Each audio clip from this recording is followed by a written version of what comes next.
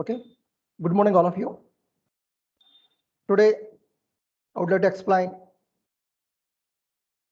the introduction part 3 of wave optics. In this class,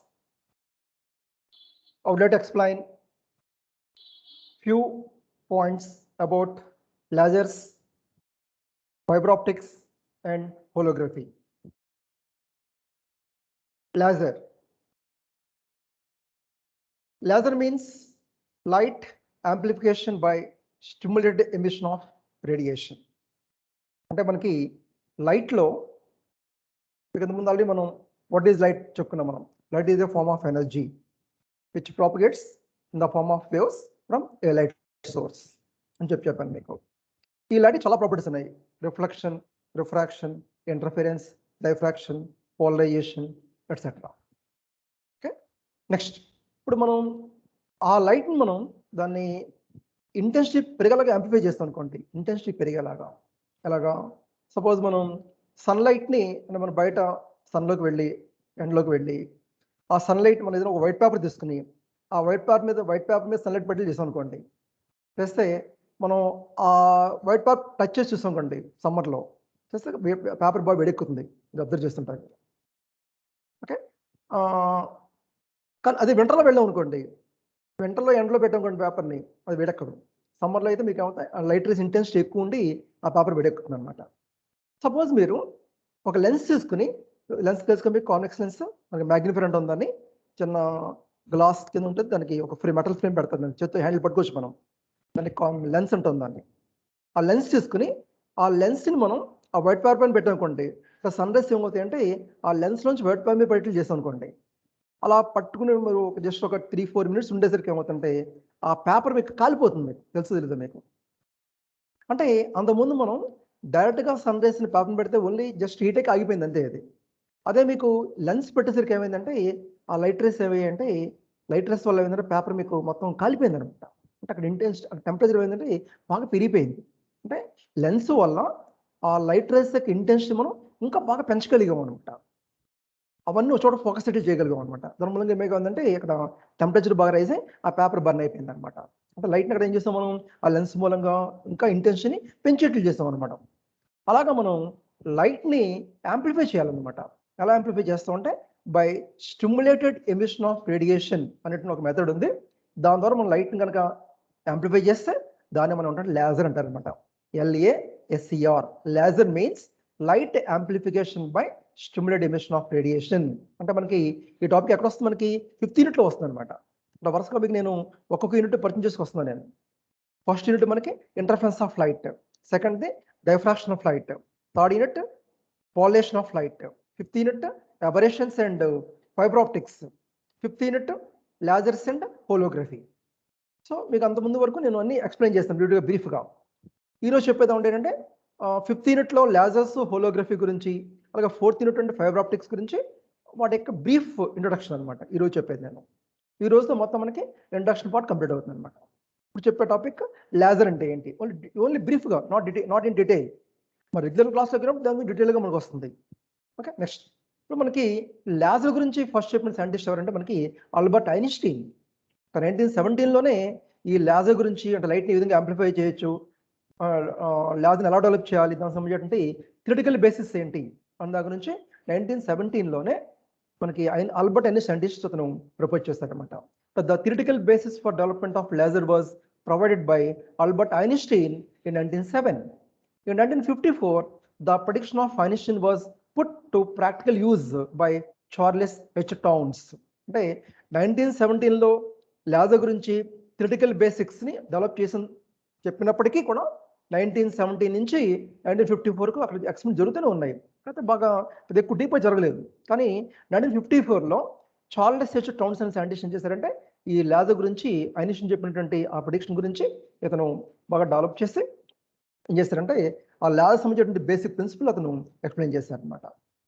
okay, next laser ఉండే characteristics ఏంటి అంటే మామూలు లైట్కి laser లైట్కి తేడా ఏంటి, ఆర్డినరీ లైట్ అని చెప్పుకుంటాం మనం. అంటే ఆర్డినరీ లైట్కి లేజర్ లైట్కి తేడా ఏంటి అంటే ఆర్డినరీ లైట్కి లేజర్ లైట్కి తేడా మొత్తం మనం 4 క్యారెక్టరిస్టిక్స్ చెప్పొచ్చు అనమాట. There are 4 important characteristics which distinguish the laser light from ordinary light. They are high degree of coherence, high directionality, high monochromaticity, high intensity. ఈ 4 ప్రాపర్టీస్ మీకు లాజర్స్కి ఉంటుంది అనమాట, ఆర్డినరీగా ఉంటుంది అనమాట. High degree of coherence, high directionality, high monochromaticity, high intensity. అంటే వీటి గురించి నేను ఇప్పుడు డీటెయిల్గా చెప్పట్లేదు, నెక్స్ట్ క్లాస్లో మీకు నేను వీటి గురించి ఎక్స్ప్లెయిన్ చేస్తాను. లేజర్ క్యారెక్టరిస్టిక్స్ అంటే మీరు ఈ 4 పాయింట్స్ మీరు రాయాలన్నమాట. అంటే మామూలు లైట్ కంటే లేజర్కి ఈ 4 క్యారెక్టరిస్టిక్స్ ఉంటాయన్నమాట. అలా ఉండడం వల్ల మీకు లేజర్ అప్లికేషన్స్ చాలా వ్యాస్ట్గా మనకి అన్ని బ్రాంచెస్లోను అన్ని ఫీల్డ్స్లోనూ మనకి లేజర్ అప్లికేషన్స్ వచ్చాయన్నమాట. స్టూడెంట్ మీకు ఇక్కడ నేను లేజర్ సోర్స్ 3 సోర్స్ చూపించాను. నేను లేజర్ సోర్స్ అంటే జస్ట్ ఒక టార్చ్ లైట్ ఉంటుంది మీకు, మీరు చూస్తారు లేదు మన ల్యాబ్లో కూడా చిన్న లేజర్ పాయింట్ ఉందో, చాలా మంది మీరు కూడా చూస్తుంటారు లేజర్ పాయింట్స్ని. అంటే బజార్ షాప్స్లో వాటిలో మీకు ఒక 20 రూపీస్ అంతా పెడితే మీకు లేజర్ టాయ్ ఇస్తారనమాట. అది ఉండి జస్ట్ ఒక పెన్ షేప్లో ఉంటుంది అనమాట. అది చిన్న బటన్ ఉంటుంది, బటన్ ప్రెస్ చేస్తాం అనుకోండి, దాని నుంచి బీమ్ వస్తుంది అనమాట. Red colour beam, green colour, blue colour, various కలర్స్లో మీకు లేజర్ బీమ్ వస్తుంది అనమాట. మామూలు లైట్కి దీనికి తేడా ఏంటంటే చూడండి, ఇక్కడ మీకు లేజర్ బీమ్ ఇక్కడ ఈ గన్లో 2 బీమ్స్ వచ్చాయి ఇక్కడ మీకు. అంటే 2 రకాలుగా దీన్ని లైట్ ఆన్ చేసుకోవచ్చు అనమాట. ఒకటి గ్రీన్ లైట్ వచ్చింది, ఇక్కడ రెడ్ లైట్ వచ్చింది అనమాట. ఇక్కడ బ్లూ లైట్ వచ్చింది, రెడ్ లైట్ వచ్చింది అనమాట. ఇక్కడ గ్రీన్ వచ్చింది. అంటే 2 రకాలు, రెండు కింద చేశారనమాట. దాంట్లో సింగిల్గా ఉండొచ్చు, డబుల్ ఉండొచ్చు. ఓకే, ఇక్కడ బీమ్ ఎలా ట్రావెల్ చేస్తుంది, ఇది స్ట్రైట్గా పాస్ అయిపోయింది అనమాట. ఇది ఎటువంటి డివియేషన్ లేకుండా. అదే మీరు మామూలు టార్చ్ ఆన్ చేస్తారనుకోండి, లైట్ ఎలా ఉంటుంది, లైట్ స్ప్రెడ్ అయిపోతుంది మామూలు లైట్ అయితే. అది స్ప్రెడ్ అవ్వట్లేదు. ఇక్కడ స్ప్రెడ్ అవ్వకుండా మీకు ఏమైందంటే ఇలా ఒక సింగిల్ బీమ్ కింద ఫోకస్ అనమాట. అదే లేజర్కి ఇంపార్టెంట్ ప్రాపర్టీ అనమాట. ఇలా లేజర్కి చాలా ప్రాపర్టీస్ ఉన్నాయి. ఓకే, దాంట్లో మీకు మెయిన్ ప్రాపర్టీస్లో ఇక్కడ high degree of coherence, high directionality, high monochromaticity, high intensity, ఈ 4 లేజర్ యొక్క క్యారెక్టరిస్టిక్స్ అనమాట. నెక్స్ట్ లేజర్స్ ఎప్పుడు తయారు చేస్తారు అంటే the first laser was ruby laser అనమాట. లేజర్లో చాలా టైప్స్ ఉన్నాయి మనకి. టైప్స్ ఆఫ్ లేజర్స్ నుంచి మనకి నెక్స్ట్ వస్తుంది. దాంట్లో సాలిడ్ స్టేట్ లేజర్ అని, గ్యాస్ లేజర్స్ అని, ఇలా సెమీకండక్టర్ లేజర్స్ అని ఇలా టైప్స్ ఉన్నాయి. మొట్టమొదట లేజర్ని తయారు చేసిన ఎవరంటే టిహెచ్ మైమాన్ అని సైంటిస్ట్ 1960 తయారు చేస్తారు అనమాట. అంటే ఏంటి, చార్లెస్ హిచ్స్టోన్ సైంటిస్ట్ ఏం చేశారంటే లేజర్ సంబంధించినటువంటి ఆ ప్రిడిక్షన్, ఆ బేసిక్ ప్రిన్సిపల్స్ అన్ని చార్లెస్ హిచ్స్టోన్ చెప్పాడు. వాటిని బేస్ చేసుకుని టిహెచ్ మైమాన్ సైంటిస్ట్ 1960లో ఫస్ట్ లేజర్ని తయారు చేశారు అనమాట. The first laser was ruby laser అంటారు దాన్ని. రూబీ లేజర్ దాని పేరు. అంటే ఇది సాలిడ్ లేజర్లోకి వస్తుంది అనమాట. అంటే ruby laser produces high output power in the form of pulses with 10 nanoseconds duration. So it is a pulsed laser అనమాట. రూబీ లేజర్ అనేది మనకి ఏంటంటే మనకి పల్సెస్ కింద వస్తుంది అనమాట. అంటే ఒక పల్స్కి నెక్స్ట్ సెకండ్ పల్స్కి మధ్య టైం గ్యాప్ ఎంత ఉంటుందంటే 10 నానోసెకండ్స్ డ్యూరేషన్ ఉంటుంది అనమాట. 10 నానోసెకండ్స్ అనమాట. అంటే మనం కొంచెం మామూలుగా చూస్తే మనకి అంత గ్యాప్ కనిపిస్తుంది కూడా మనకి. అలా మనకి లైట్ ఏమవుతుందంటే ఆగేగి వస్తూ ఉంటుంది. కానీ ఆగేగి రావడం మనం అబ్జర్వ్ చేయడం కష్టం, ఎందుకంటే ఆ డ్యూరేషన్ వెరీ స్మాల్ డ్యూరేషన్ అనమాట. 10 నానోసెకండ్స్ డ్యూరేషన్లో లైట్ లేజర్ నుంచి అంటే రూబీ లేజర్ నుంచి మనకి ఆ లేజర్ బయటకి ఎమిట్ అవుతూ ఉంటుంది అనమాట. So it is a pulsed laser అంటారు అనమాట. రూబీ లేజర్ని పల్సల్ లేజర్ అంటారు అనమాట. అంటే కంటిన్యూస్ లేజర్ కాదు, పల్సల్ లేజర్ అనమాట. తర్వాత సెకండ్ లేజర్ ఏంటంటే మనకి తయారు చేసింది దాన్ని హీలియం నియాన్ లేజర్ అంటారు అనమాట. అంటే గ్యాస్ ఉపయోగించి తయారు చేస్తారు అనమాట. ముందు చెప్పి రూబీ లేజర్లో మీకు ఏంటి ఓన్లీ సాలిడ్ ఉపయోగించి తయారు చేస్తుంది అది. సో అది సాలిడ్ స్టేట్ లేజర్ అవుతుంది. అది ఫస్ట్ లేజర్ అనమాట. అంటే గ్యాసెస్కి వచ్చేసరికి గ్యాసెస్ ఉపయోగించి లేజర్ తయారు చేస్తారు. అది అందులో ఫస్ట్ లేజర్ తయారు చేస్తారంటే హీలియం నియాన్ లేజర్ అనమాట. So the first gas laser was helium neon laser. It was built by Ali Javan, W. Bennett and D. Harriet in 1961. The helium nion laser produces a continuous output power. So it is a continuous laser. అంటే ruby లేజర్లో ఏం చెప్పాను మీకు, అది pulse laser అని చెప్పాను నేను. అంటే దాంట్లో ఒక బీమ్కి మరో బీమ్కి అంటే కంటిన్యూస్గా రాకుండా వాటి మీద 10 నానోసెకండ్స్ డ్యూరేషన్తో లైట్ ఎమిట్ అవుతూ ఉంటుంది దాంట్లో వరుసగా. అంటే బుల్లెట్స్ ఎలా వస్తుంటాయి గన్ నుంచి 1 by 1 వస్తుంటాయి. ఫాస్ట్గా ఫైర్ చేస్తాను అనుకోండి, ఆ బుల్లెట్స్ 1 by 1 వస్తే మనకి ఆ కంటిన్యూటీ మనకు కనపడదు కూడా, అంత బీమ్ అలా వచ్చేస్తూ ఉంటుంది అనమాట. అదే లైట్లో అయితే ఏంటి ఇంకా ఫాస్ట్గా అనమాట. అంటే ఒక లేజర్ బీమ్ లైట్కి నెక్స్ట్ వచ్చే దానికి మధ్య గ్యాప్ ఎంత ఓన్లీ 10 నానోసెకండ్స్ అనమాట. వెరీ స్మాల్ అయినప్పటికీ దాన్ని పల్స్ లేజర్ అని చెప్పంటాం మనం. అదే హీలియం నియాన్ లేజర్ అనుకోండి, ఇంకా దాంట్లో అసలు గ్యాపే ఉండదు, అది కంటిన్యూస్గా ఒక బీమ్ కింద మనకి ఎమిట్ అయిపోతుంది. So helium neon laser is a continuous laser అనమాట. So due to the properties of lasers, they are used in many fields such as communication, industry, medicine, chemistry, computers, military, photography, forecasting, etc. అంటే laser యొక్క applications లేని field అంటే లేదు ప్రస్తుతం మనకి. ప్రతి ఫీల్డ్లోనూ laser applications. Laser లేకపోతే ప్రస్తుతం మనకి లైఫ్ లీడ్ అవ్వడం కూడా కష్టమైన పరిస్థితి వచ్చేస్తుంది అనమాట. అంటే అంతగా లేజర్ యొక్క ఇంపార్టెన్స్ మనకు ఉంటుంది. సో ఇది లేజర్ యొక్క బ్రీఫ్ ఇంట్రడక్షన్ అనమాట. దీని గురించి డీటెయిల్గా మీకు నేను మండే క్లాస్ నుంచి మీకు నేను లేజర్స్ స్టార్ట్ చేస్తున్నాను కాబట్టి మండే క్లాస్ నుంచి మీకు డీటెయిల్గా దీని గురించి మీకు ఎక్స్ప్లెయిన్ చేస్తాను. ఓకే, నెక్స్ట్ హోలోగ్రఫీ అనమాట. హోలోగ్రఫీ అంటే ఏంటంటే ఇది మనకి 5th యూనిట్లో లేజర్తో పాటు మీకు ఎడిషనల్ ఉన్నటువంటి టాపిక్ అనమాట హోలోగ్రఫీ గురించి అనమాట. Holography is a 3-dimensional photography అనమాట. మీకు ఫోటోగ్రఫీ కింద తెలుసు, మీకు చాలా మంది ఇద్దరు కెమెరాలు ఉండేవి, పెద్ద పెద్ద కెమెరాలు. దాంట్లో మంచి నికాన్ అని లేకపోతే చాలా టైప్స్ ఆఫ్ కెమెరాస్ ఉన్నాయి మనకి కెమెరాలు మనకి. సో ఆ కెమెరాలు మనం ఉపయోగించేటప్పుడు చాలా మంది కెమెరా ఫోటోగ్రఫీ హాబీగా ఉంది చాలా మందికి. మంచి మంచి సీనరీస్ ఫోటో తీస్తుంటారు వాళ్ళు. ఫోటో చాలా క్లారిటీ వస్తుంది ఫొటోస్లో.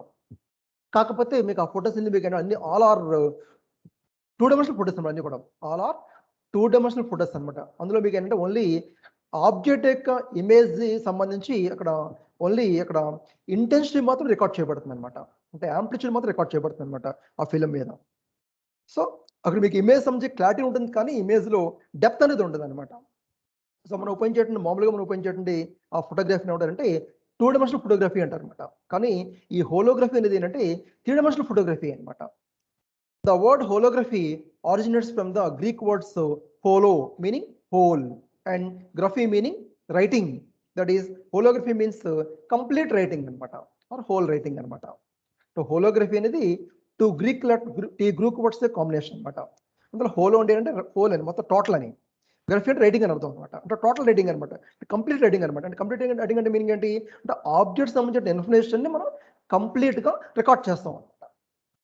టాపిక్ సంబంధించిన ఇన్ఫర్మేషన్ అంటే మీనింగ్ ఏంటి, ఆబ్జెక్ట్ యొక్క ఇంటెన్సిటీ ఎలా ఉంది, అంటే యాంప్లిట్యూడ్ ఏ విధంగా ఉంది, అంటే యాంప్లిట్యూడ్ ఇంటెన్సిటీ అవుతుంది మనకి, యాంప్లిట్యూడ్ ఏ విధంగా ఉంది, అలాగే దాని యొక్క ఫేజ్ ఏ విధంగా ఉంది, ఆ ఫేజ్ని ఇంటెన్సిటీని రికార్డ్ చేస్తాం మనం. అలా చేస్తే మీకు అప్పుడు వచ్చేటువంటి ఆ ఫోటోగ్రఫీలో మనకి ఆ ఇమేజ్ యొక్క క్లారిటీ చాలా బాగుంటుంది, ఇమేజ్లో డెప్త్ ఉంటుంది అనమాట. అదే మీకు 2-dimensional ఫోటోగ్రఫీ అనుకోండి, ఓన్లీ యాంప్లిట్యూడ్ మాత్రం రికార్డ్ చేయబడుతుంది అనమాట, దాంట్లో ఫేజ్ రికార్డ్ చేయబడదు. సో ఫేజ్ అంటే ఏంటో తర్వాత తర్వాత చెప్తున్నాం గురించి ఇక్కడ మీకు. కాబట్టి హోలోగ్రఫీ అంటే మీనింగ్ అంటే complete writing about objects by using some techniques అనమాట. సో ఇది మనకి హోలోగ్రఫీ అనమాట. హోలోగ్రఫీ గురించి ఫస్ట్ చెప్పిన సైంటిస్ట్ ఎవరంటే డెనిస్ గాబర్ అనే సైంటిస్ట్ చెప్పారనమాట. అంటే డెనిస్ గాబర్ అనే సైంటిస్ట్ ఈ హోలోగ్రఫీ గురించి అతను ఎక్స్ప్లెయిన్ చేస్తాడు. దీంట్లో మనకి 2 మెథడ్స్ ఉంటాయి అనమాట, దీంట్లో 2 parts ఉంటాయి అనమాట. The principle of holography was first put forward by Dennis Garber. In holography, the image of the object to be photographed is not recorded, but the light waves reflected from the object are recorded అనమాట. అంటే మీకు ఏంటి డైరెక్ట్గా మీకు object image record చేయరు, ఇక్కడ object నుంచి light race యొక్క రిఫ్లెక్షన్ రికార్డ్ చేస్తాను అనమాట. కాబట్టి దీంట్లో మీకు అంటే ఆబ్జెక్ట్ వచ్చేటువంటి లైట్ రేస్ రిఫ్లెక్షన్ రికార్డ్ చేయడంతో పాటు ఫేజ్ కూడా రికార్డ్ చేయబడుతుంది అనమాట. సో ఆ విధంగా రికార్డ్ అయ్యేటువంటి ఆ ఫోటోగ్రఫిక్ రికార్డ్ని మనం ఏమంటే దాని ఏంటంటే హోలోగ్రామ్ అంటారు అనమాట. హోలోగ్రామ్ ఇంతకుముందు మీకు తెలుసు, మీకు మామూలు ఫోటోగ్రఫీ అనుకోండి, ఇంతకుముందు మీకు కెమెరాలో ఫిల్మ్ ఉంటుంది, కెమెరాలో మీకు తెలుసు, మీకు ముందు కెమెరా ఫిల్మ్ అనమాట. ఫోటోగ్రఫీ ఫిల్మ్ ఉంటుంది, దాన్ని బ్లాక్ కలర్లో ఉంటుంది అనమాట. అది డార్క్ రూమ్ పట్టుకెళ్ళి మనం దాన్ని లోడ్ చేయాలి కెమెరాలో. తర్వాత వచ్చిన తర్వాత దాన్ని మనం ఫోటోస్ తీసిన తర్వాత మళ్ళీ ఏం చేస్తాం, మనం ఆ రీల్ మళ్ళీ పట్టుకెళ్ళిస్తే వాళ్ళు డార్క్ రూమ్లోకి పట్టుకెళ్ళి రీల్ ఓపెన్ చేసి వాళ్ళు దాన్ని డెవలప్ చేసి మనకి దాన్ని ప్రింట్ చేసి మనకి ఇచ్చేవారు ఇదివరకు. డైరెక్ట్గా మనం సెల్ ఫోన్ తోటి మామూలుగా డైరెక్ట్గా మీరు ఇప్పుడు డిజిటల్ వచ్చింది కాబట్టి మనకి ఇంకా దాన్ని మనం ఫిల్మ్ని డెవలప్ చేయడం ఇంకా లేదు మనకి. ఇక్కడ ఏంటంటే మీకు హోలోగ్రఫీలో మనకి ఏంటంటే ఈ ఫోటోగ్రాఫిక్ రికార్డ్ మనం చేస్తాం మనం. అంటే ఆబ్జెక్ట్ సంబంధించినటువంటి ఇన్ఫర్మేషన్ని, అంటే దానికి సంబంధించినటువంటి యాంప్లిట్యూడ్ని, దానికి సంబంధించిన ఫేజ్ని మనం రికార్డ్ చేస్తాం మనం. అలా రికార్డ్ చేసేటంటే ఆ ఫోటోగ్రాఫిక్ రికార్డ్ని దాని ఏంటంటే హోలోగ్రామ్ అంటారు అనమాట. ఈ హోలోగ్రామ్లో మనకి ఏంటంటే ఇమేజ్ 3-dimensional రికార్డ్ చేయబడుతుంది అనమాట.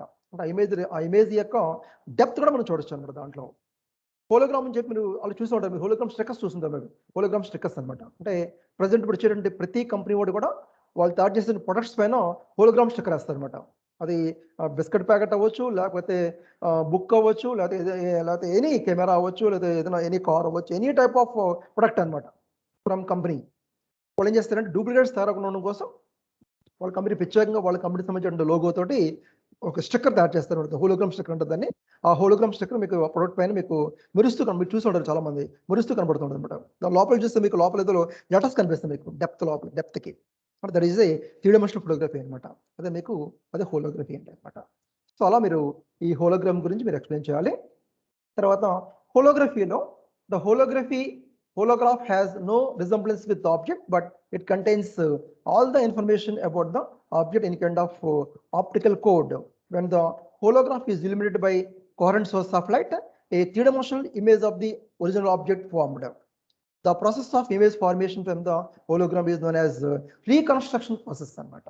అంటే మన హోలోగ్రామ్ తయారు చేయడం ఒక ప్రాసెస్, ఆ హోలోగ్రామ్ ఇమేజ్ తయారు చేయడం రీకన్స్ట్రక్షన్ ప్రాసెస్ అని చెప్పుంటారు అనమాట. కాబట్టి మీకు ఈ హోలోగ్రఫీ టెక్నిక్ లో 2 స్టెప్స్ ఉంటాయి అనమాట.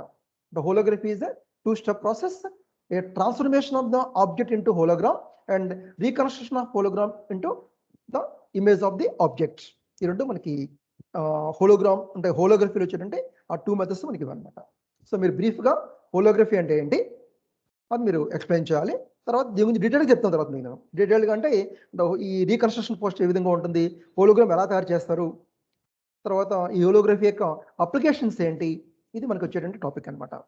ఇది మనకి 5th యూనిట్లో లాజర్స్తో పాటు ఇచ్చిన టాపిక్ అనమాట.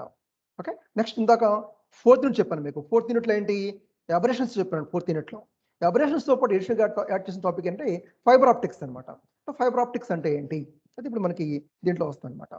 ఫైబర్ ఆప్టిక్స్ అంటే ఏంటంటే మీకు వాళ్ళు చూస్తుంది ఫైబర్స్ చూస్తుంది, ఆప్టిక్ ఫైబర్స్ వస్తుంది. చూడండి డయాగ్రామ్, చూడండి డయాగ్రామ్ కూడా ఇది ఒక డెకరేటివ్ ఐటమ్ అనమాట. ఇది ఇక్కడ మీ దీంట్లో ఇలాగా ప్లాస్టిక్ వైర్లో కనబడుతుంది, మీరు చూస్తున్నారు మీరు. దీనిలో కొంచెం లైట్ ఉంటుంది అనమాట. ఈ లైట్ ఆన్ చేస్తాం కూడా మనం చేస్తే మీకు ఇప్పుడు అవుతుంటే ఈ వైర్స్ ఎడ్జ్లో మీకు లైటింగ్ కనబడుతుంది. మీకు వైర్స్ ఎడ్జ్లో అనమాట. అంటే మొత్తం వైర్ లోపలంతా మీకు లైటింగ్ కనపడుతుంది, మీకు ఎడ్జ్లో మాత్రం మెరుస్తూ కనబడుతుంది మనకి. ఎలా కనపడింది అలాగా అంటే లైట్ ఆన్ చేస్తున్నప్పుడు ఈ అన్ని వైర్ల యొక్క ఆరిజిన్ మీకు లైట్ దగ్గర ఉంటుంది అనమాట. అప్పుడు లైట్ ఏమవుతుందంటే ఆ వైర్ లోపల నుంచి ట్రావెల్ చేస్తుంది అనమాట. ట్రావెల్ చేసి ఈ ఎడ్జ్ వరకు వస్తుంది అనమాట. ఇవన్నీ మీకు ఏంటంటే this are all optical fibres అనమాట. ఏమో వైలెట్ కలర్లో ఉంది, ఇది గ్రీన్ కలర్లో ఉంది, ఇది బ్లూ కలర్లో ఉంది, రెడ్ కలర్లో ఉంది, ఎల్లో కలర్లో ఉంది. అంటే ఇలా ఇక్కడ మీకు ఈ ఆప్టికల్ ఫైబర్స్ ఇక్కడ ఒక డెకరేటివ్ ఐటమ్గా చూపించారు మీరు. యాక్చువల్గా అయితే ఆప్టికల్ ఫైబర్స్ అప్లికేషన్స్ చాలా వాస్ట్ అప్లికేషన్స్ ఉన్నాయి కూడా మనకి. మెయిన్ కమ్యూనికేషన్ పర్పస్లో, మెడిసిన్లో ఈ ఫైబర్స్ యొక్క అప్లికేషన్స్ చాలా మోస్ట్ ఇంపార్టెంట్ అప్లికేషన్స్ ఉన్నాయన్నమాట. ఆప్టికల్ ఫైబర్స్ అంటే అసలు ఆప్టికల్ ఫైబర్స్ అంటే ఏంటి అసలు? Fibre optics is a technology related to transportation of optical energy in guided media, specifically glass fibres అనమాట. అంటే fibre optics is a technology related to transportation of optical energy or light energy అనమాట in guiding media. Guiding media అంటే ఏంటి?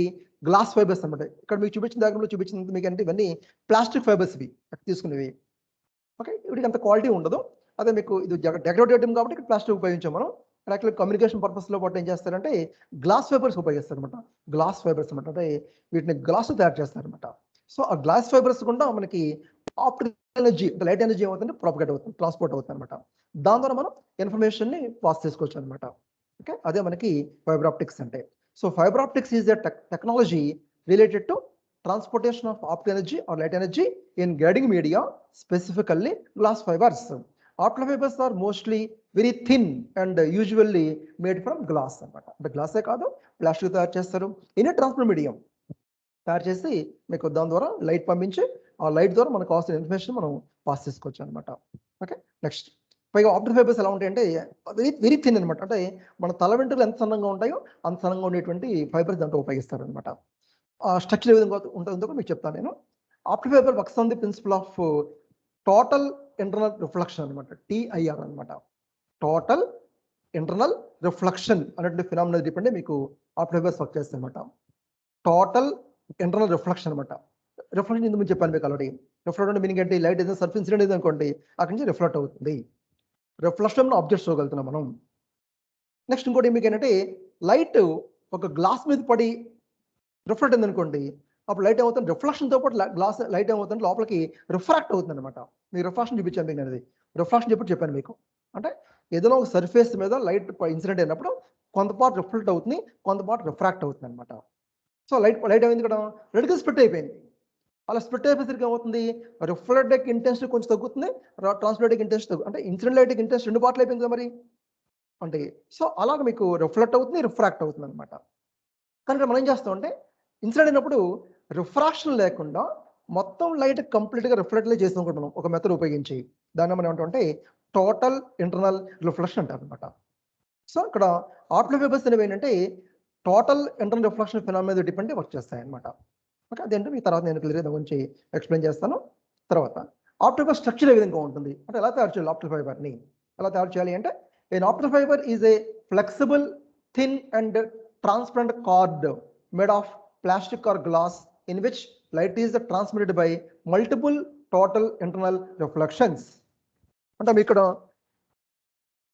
మీకు ఏంటంటే ఈ flexible thin and transparent cord అనమాట flexible thin and transparent cord అంటే ఫ్లెక్సిబిలిటీ ఉంటుంది బట్ ఈజీగా మనం బెండ్ చేసుకోవచ్చు వెరీ థిన్గా ఉంటాయి లైట్ అది పైగా ట్రాన్స్పరెంట్ అయి ఉండాలి అంటే లైట్ ట్రావెల్ చేయాలి కాబట్టి ట్రాన్స్పరెంట్ అయి ఉండాలి అనమాట ఓకే అలా మనకి ఈ ఫైబర్ ఉంటుంది దాన్ని ప్లాస్టిక్తో కానీ గ్లాస్తో కానీ తయారు చేస్తారు అనమాట దాని ద్వారా మీకు light total internal multiple reflection ద్వారా మీకు లైట్ ట్రావెల్ చేస్తుంది అనమాట ఓకేనా డయాగ్రామ్ నేను ఆప్టికల్ ఫైబర్ చూపించాను కన్స్ట్రక్షన్ చూపించాను మీకు దీంట్లో an optical fibre consist of an inner cylinder which is made of glass called core దీంట్లో మీకు ఫైబర్లో వేరియస్ పార్ట్స్ ఉంటాయి దాంట్లో ఇన్నర్ పార్ట్ సెంట్రల్ ఉండే పార్ట్ అనమాట అది దాని ఏంటంటే కోర్ అంటారు అనమాట కోర్ సిఓఆర్ఈ కోర్ అంటారు అనమాట ద కోర్ క్యారీస్ లైట్ దాంతో లైట్ ట్రావెల్ చేస్తుంది అనమాట the core is surrounded by another cylindrical shell of lower refractance called cladding అంటే కోర్ చుట్టూ మళ్ళీ ఇక్కడ ఇంకొక పైన ఇంకొక కవరింగ్ ఉంటుంది అనమాట ఇంకొక వైర్ అనమాట దాని పేరు అంటే క్లాడింగ్ అనమాట అంటే కోర్ చుట్టూ క్లాడింగ్ ఉంటుంది అనమాట చుట్టూ ఉంటుంది క్లాడింగ్ అంటే కోర్ క్లాడింగ్ కలిసి మీకు చూస్తే ఇది ఒక కోయాక్సిల్ కేబుల్ కనబడుతుంది మీకు కోయాక్సిల్ కేబుల్స్ వేసుకొని మీకు మామూలుగా మనకి ఇంటికి వచ్చేటువంటి కేబుల్ వైర్స్ వేసుకొని మీకు మనకి కేబుల్ టీవీ ఓపెన్ చేయడం మళ్ళీ కేబుల్ వైర్స్ వస్తాయి మనకి మీరు కేబుల్ వైర్ కట్ చేస్తారు అనుకోండి పైన వైర్ బ్లాక్ వైర్ ఉంటుంది దాని పైన ఒక మెష్ లాంటి వైర్ ఉంటుంది లోపల వైర్ చేస్తే వైట్ ప్రొటెక్షన్ తోటి లోపల కాపర్ వైర్ ఉంటుంది అనమాట దట్ ఈస్ దాని మనం ఏంటంటే కోయాక్సిల్ వైర్ ఉంటుంది కోయాక్సిల్ వైర్ అంటారు అనమాట అలాగే మనకి ఏంటంటే ఈ కోర్ చుట్టూ క్లాడింగ్ ఉంటుంది అనమాట అంటే కోర్ అండ్ క్లాడింగ్ రెండు కోయాక్సిల్ కేబుల్గా పనిచేస్తాయి మనకి అది ఇంకో ఇంపార్టెంట్ పాయింట్ ఏంటంటే కోర్ క్లాడింగ్ రెండు కూడా మీకు ఏంటి బోత్ ఆర్ ట్రాన్స్పరెంట్ కాదే కోర్ రిఫ్రాక్టెన్స్ కంటే క్లాడింగ్ రిఫ్రాక్టెన్స్ తక్కువ ఉంటుంది అనమాట కోర్ రిఫ్రాక్టెన్స్ ఎక్కువ ఉంటుంది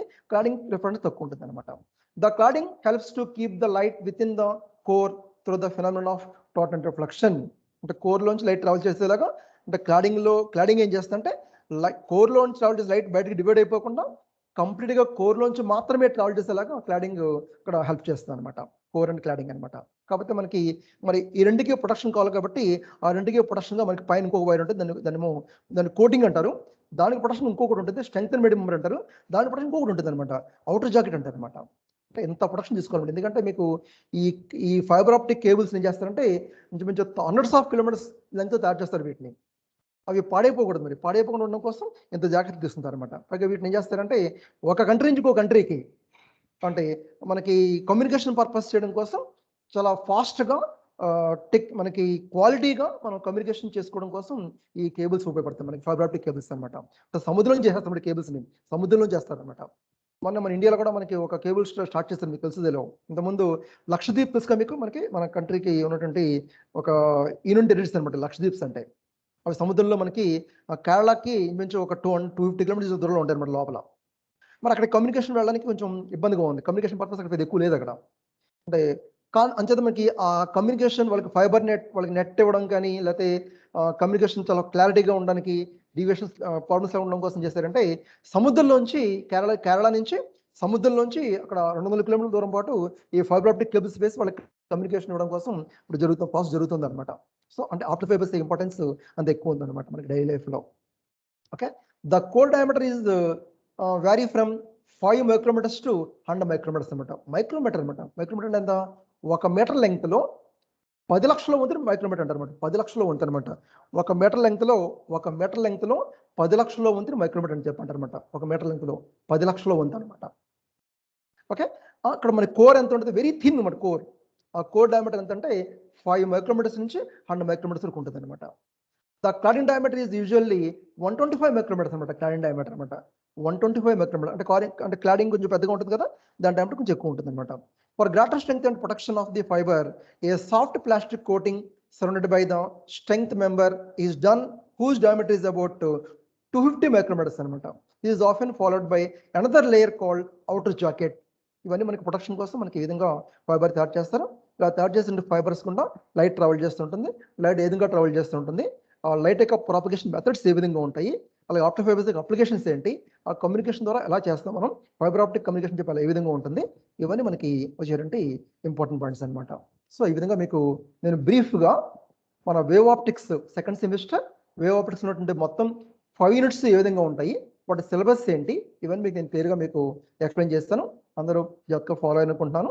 అంటే డీటెయిల్గా లేదు కాబట్టి ఊరికే మీకు మైండ్లోకి ఏంటంటే ఉన్న టాపిక్స్ ఏంటి, మనకి వాటిలో ఉండే సబ్ టాపిక్స్ ఏంటి, ఎలా ప్రిపేర్ అవ్వాలి అని మీకు ఒక ఐడియా మీకు రావడం కోసం నేను ఈ విధంగా చెప్పాను. మొత్తం there are 5 units in the second semester wave optics. First unit interference of light, second unit diffraction of light, third unit polarisation of light, fifth unit aberrations and fibre optics, sixth unit lasers and holography. So next class మనం డీటెయిల్డ్గా ఈ topics చెప్తున్నాం మనం, ఓకేనా.